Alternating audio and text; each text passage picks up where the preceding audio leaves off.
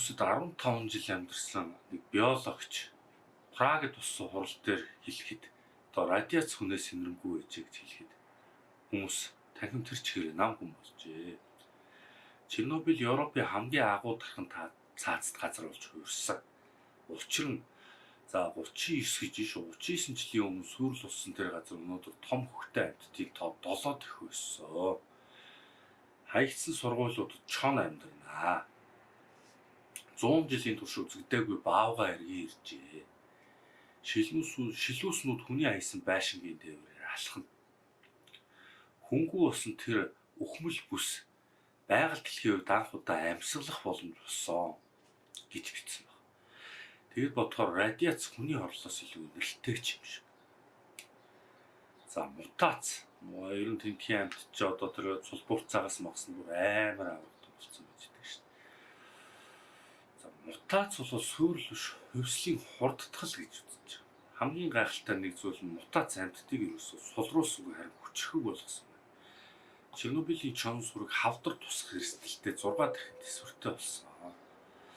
За тэдний бие ДНК-гийн гэмтлийг лабораторийн цэвэр амьтдаас түргэн засварладаг. Нэгсэндээ дархлаа маш өндрүүлсэн гэж ойлгоод байна л да. Навчны ногоон дундх ногоон мэлхий хүртэл хар өнгөтэй болж хувирсан. Меланин гэдэг нь одоо хортой бодис юм шиг байгаа. Меланин тэдний бамбаа болсон. Радиац тэднийг устгасангүй харин цусаар нь эрсдлийн эсрэг програм суулгасан юм шиг болгосон юм байна. Зэрлэг нь хот 200-аас илүү гэнтэй болсон. Дэлхийн хаач байхгүй зөвхөн Чернобыль энэ үзэгдлийг эрдэмтэд маргаж нэрлэх гэж энэ сүрлийн доройтлоо эсвэл хувьслын хурдтай сэргэлт.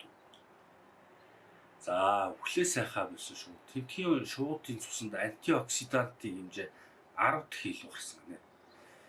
Цэвэр нутагт байгаагаас 10 дэх илүү гарсан. Тэд хол нисээд ядрахгүй урт наслаа цусахгүй илүү үржилттэй болсон. Нэгэн шуу судлаач ингэж хэлсэн шиш ухаанаас илүү философи шиг сонсогдсон. За энэ бол гайхамшиг биш, энэ бол үхлээс айхаа болсон биолог. Радиац тэднийг айлгсангүй харин сорилт болгосон. Булчин биш амьдрах хүсэл нь бэлтгэгдсэн юм шиг тийм болсон гэж. За Ургамлын аймаг нь яасан бэ гэсэн чинь радиацийг хийддэг болсон гэж. Бүр сүүдрийн дор үлдсэн байшингуудыг ой мод уран нэвдэлж дээврийг хуглан тэнгэрөө тэмүүлв.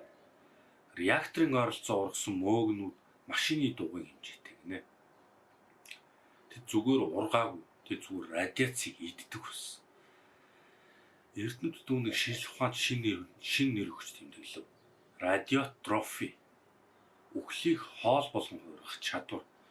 Энэ бол ерөөсөө зөгнөл зохиол биш. Амьд организм анх удаа айдас ингэж цацрагийг энерги болгож сурсан гэж.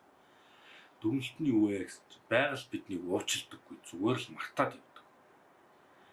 Ер нь бол хүн байхгүй бол радиацаас ч тийм их хор гарах говно шүү дээ. Байгаль бол тасан зохицол явна. Чернобыль өнөөдөр сүрлийн бэлэн бус харин ирээдүйн биологийн лаборатори болсон үржээ.